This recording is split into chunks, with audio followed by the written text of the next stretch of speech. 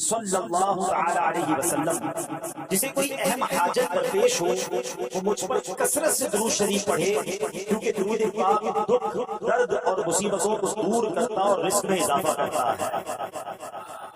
جب بھی کوئی مشکل آئے، پریشانی آئے، تکلیف آئے، ٹینشن آ جائے تو اس کا بار بار اظہار کرنے سے ٹینشن دور نہیں ہوتا۔ کوئی بھی مشکل آتی ہے بندہ سبھی کو بتاتا پھرے، بار بار ذکر کرتا رہے کہ یار بڑی مشکل میں ہوں، بڑی پریشانی میں ہوں۔ شاعر کہتے ہیں نا کہ دکھوں نے تم کو جو گھیرا ہو تو درود پڑھو، دکھوں نے تم کو جو گھیرا ہو تو درود پڑھو، جو حاضری کی تمنا ہو تو درود پڑھو۔ تو جب ٹینشن دور کرنے کا، مشکل دور کرنے کا، پریشانی دور کرنے کا وظیفہ مل گیا ہے، چابی مل گئی ہے، تو پھر فضول باتیں کرنے کی بجائے ہمیں درود پاک کی کثرت کرنی چاہیے۔ صلو علی الحبیب صلی اللہ تعالی علی محمد صلی اللہ علیہ وسلم۔ آج میں آپ کو اللہ کے ایک نبی کا واقعہ سنانا چاہتا ہوں۔ یہ واقعہ قرآن مجید میں بہت تفصیلی کے ساتھ موجود ہے، اور یہ واقعہ ایسا ہے کہ میں ان نبی علیہ السلام کے عمل کا نام لوں تو نبی علیہ السلام کا نام آپ کے ذہن میں خود ہی آ جائے گا۔ یعنی انہوں نے وہ عمل ایسا کیا کہ ان کے نام کے ساتھ وہ عمل ایک خاص ٹیگ بن گیا ہے۔ اور اگر میں عمل بتاتا ہوں، نام آپ کو بتائیں گے، اور ان کا عمل تھا کہ ان کے اندر کمال صبر تھا۔ اب یہ صبر کرنے والے نبی کون ہیں؟ صبر ایوب علیہ السلام۔ مشہور ہے دنیا میں کہ ایوب علیہ السلام کا جو صبر ہے وہ ضرب المثل بن گیا، وہ ایگزامپل بن گیا۔ صبر تو بہت سارے لوگوں نے دنیا میں کیا، مصیبتیں تو بہت سارے اللہ والوں پر آئی، مگر حضرت ایوب علیہ السلام کو اس قدر کمال کا صبر جو ان کا تھا تو کیا واقعات ہے۔ تو آج مشکلیں ہیں، پریشانیاں ہیں، ٹینشن ہیں، لوگ جب پریشان ہوتے ہیں تو صبر کا دامن تھامنے کی بجائے نارملی بے صبری، شکوے اور شکایات کی طرف جاتے ہیں۔ تو زندگی میں جب بھی کوئی معاملہ ہے نا، ہمیں اللہ کے کلام کی طرف رجوع کرنا چاہیے، اللہ والوں کی سیرت کی طرف رجوع کرنا چاہیے، اور رب کریم کے جو منتخب ترین بندے ہیں، دنیا کے افضل ترین جو افراد ہیں، انبیاء کرام علیہ السلام ہیں۔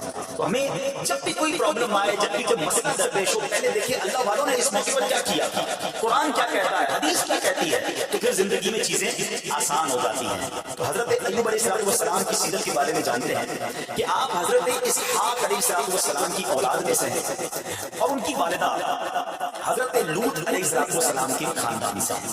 اللہ تعالیٰ نے آپ کو ہر طرح کی نعمت سے نوازا تھا، آپ حسن و صورت والے بھی تھے، یعنی آپ اللہ پاک نے بہت خوبصورت بھی بنایا تھا، اور اللہ کریم نے مال بھی بہت دیا، اولاد میں بھی کثرت دی، ویل آف لائف تھی، خوبصورتی بھی ہے، مال بھی ہے، اولاد بھی ہے۔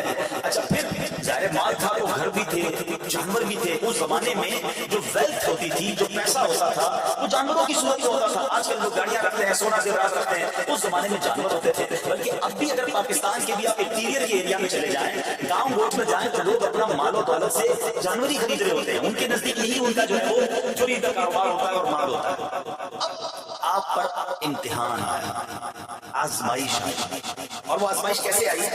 پہلے آپ کا مکان گرا، اور خاندان کے جتنے افراد تھے اور آپ کے بیٹے تھے، جتنے بھی آپ کے بیٹے تھے نا، وہ سب اس مکان کے تلے دب کر انتقال کر گئے۔ اللہ اکبر۔ آپ کو آ کر خبر دی جاتی گئی کہ حضور آپ کا مکان گر گیا ہے، آپ کے بچے دب گئے اور دب کر ان کا انتقال ہو گیا ہے۔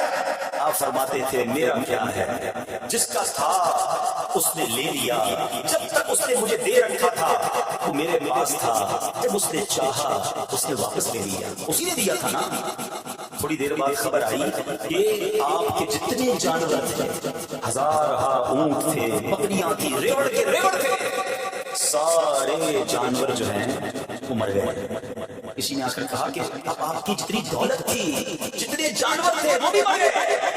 سبحان اللہ، آپ اللہ کا شکر بجا لاتے، کہتے یا اللہ جو رب کا تھا اس نے واپس لے لیا، اسی کا تھا جتنی دیر چاہا میرے پاس رہا، واپس لے لیا اس نے۔ میں اپنے رب کی رضا پر راضی، میں اس امتحان پر راضی ہوں۔ اللہ اکبر۔ اب کیا ہوا کہ آپ کی تمام کھیتیاں اور جو باغات تھے، بہت بڑی زمینیں تھیں، بڑے بڑے کھیت تھے، وہ بھی سارے کے سارے برباد ہو گئے۔ کسی نے آ کر بتایا کہ حضور اب کھیت بھی گئے، اب باغات بھی گئے۔ آپ آپ نے فرمایا جس کا تھا اس نے لے لیا، میں اس کی رضا پر راضی ہوں، جب تک میرے پاس تھا تو میرے پاس تھا، بڑے بڑے واپس لینا چاہا تو اس نے لے لیا۔ اب he was empty handed، یعنی اب کچھ بھی نہیں تھا، نہ بچے ہیں، نہ مال ہے، نہ جانور ہے، نہ مکان ہے، مگر حضرت ایوب علیہ السلام کی زبان پر پھر بھی شکر ہے، اب بھی شکر ہے، شکوہ نہیں ہے کہ اللہ میں تیری رضا پر راضی ہوں۔ لیکن ابھی امتحان ختم نہ ہوا تھا، اور اس امتحان کے پیچھے بعض مفسرین نے ایک اور قول بھی نقل کیا کہ شیطان نے حضرت ایوب علیہ السلام کو دیکھ کر اللہ کی بارگاہ میں کہا کہ مولا یہ میرا بندہ اس لیے تیرا شکر گزار ہے کہ تجھے سے بڑا نوازا ہے، بڑا مال دیا ہے، اولاد دی ہے، گھر دیا ہے۔ اب رب کریم نے حضرت ایوب پر امتحان بھیجا تاکہ پتا چلے کہ میرے نیک بندے امتحان کے بعد بھی صبر کرتے ہیں۔ لیکن اب سب چلا گیا نا تو شیطان نے کہا کہ ابھی جان تو باقی ہے نا، صحت تو باقی ہے، اللہ اکبر، مزید آزمائش آئی، اور یہ ہوا کہ آپ کو بیمار کر دیا گیا، مبارک جسم پر بڑے بڑے آبلے پڑ گئے، پھوڑے جس کو کہتے وہ پڑ گئے۔ اس حال میں آپ کے سارے دوست بھی آپ کو چھوڑ کے چلے گئے۔ آج کل ویسے بھی حال ایسا ہی ہے جناب، جب تک پیسہ ہے، شہرت ہے، آپ کے پاس کوئی مال ہے تو آس پاس بہت سارے لوگ ہوتے ہیں، مگر جب یہ سب چیزیں چلی جائیں نا تو بعض اوقات ایسی کنڈیشن میں اپنے اور پرائیوں کی جانچ بھی ہو جاتی ہے کہ اب کون کھڑا ہے۔ دوستی مال کے لیے تھی، دوستی شہرت کے لیے تھی، دوستی منصب کے لیے تھی، یا کسی کی ذات سے واقعی خالص دوستی تھی؟ اب کیا ہوا کہ سارے رشتہ دار، سارے دوست بھی دور چلے گئے، سوائے آپ کی فرما بردار زوجہ تھی جن کا نام تھا رحمت بن افراہیم، اور یہ حضرت یوسف علیہ السلام کی پوتی بھی تھی، اللہ کے نبی کی آل سے تھی، وہ آپ کی خدمت کرتی رہی۔ اب جس وقت کوڑے ہیں، آبلے ہیں، ایک بیوی ہے، نہ پیسہ ہے، نہ مال ہے، نہ بچے، واٹ ایور جو تھا سب ختم، مگر زبان ہے کہ اس پر پھر بھی اللہ کا ذکر جاری ہے، پھر بھی شکر جاری ہے، پھر بھی صبر ہے۔ بات کرنا آسان ہے جناب، مشکل آئے اور صبر کرے بندہ، اصل امتحان یہ ہے زبان پر شکوہ رنج و علم لایا نہیں کرتے، زبان پر شکوہ رنج و علم لایا نہیں کرتے، نبی کے نام لیوا غم سے گھبرایا نہیں کرتے۔ ہم میں سے کسی کو ایسی آزمائش نہیں آئی نا، چھوٹی موٹی آزمائشیں تو آتی رہی ہے۔ ایک بات یاد رکھنا، یہ زندگی کی جو گاڑی ہے نا یہ مسائل کے پہیوں پر ہی چلتی ہے۔ ہمیں بعض اوقات کسی کی گاڑی، کسی کا مکان، کسی کا خوبصورت چہرہ، کسی کی مسکراہٹ دیکھ کر لگتا ہے یہ تو دنیا کا سب سے سخی آدمی ہے، ایسا نہیں۔ یہ نہ سمجھے کہ سارا جہاں جناب سخی ہے اور میں اکیلا دکھی ہوں، ایسا نہیں ہوتا، بلکہ ہر اس جہاں میں تقریباً ہر بندہ ایسا ہوتا ہے جس کے ساتھ کوئی نہ کوئی دکھ لگا ہوا ہوتا ہے، کوئی نہ کوئی پریشانی ہے، کسی کو مال کی پریشانی، کسی کو روزگار کی پریشانی، کسی کو بیماری لگی ہے، کسی کو اور ٹینشن ہے۔ تو یہ کبھی بھی نہ سوچے کہ میں زندگی گزاروں گا اور کوئی ٹینشن نہیں آئی، تیار رہو امتحان کے لیے، امتحان ضرور آنا۔ اب کمال یہ ہے کہ اس امتحان میں پاس کون ہوتا ہے۔ حضرت ابراہیم پر امتحان آیا، زبان پر صبر ہے، شکر ہے، شکوہ نہیں ہے۔ اب کیا ہوا کہ آپ کا سال ہاں سال تک یہ محال رہا، یہ 2-4 مہینے کا پرابلم نہیں تھا، کئی سال تک آپ بیمار رہے، آپ کی زوجہ جو ہے وہ خدمت کرتی رہی۔ اچھا یہاں ایک غلط فہمی دور کر دوں کہ کچھ لوگ یہ کہتے ہیں، یہ کتابوں میں پتہ نہیں کچھ کتابوں میں لکھ دیا گیا کہ حضرت ایوب علیہ السلام کو ماں بننا کوڑ کی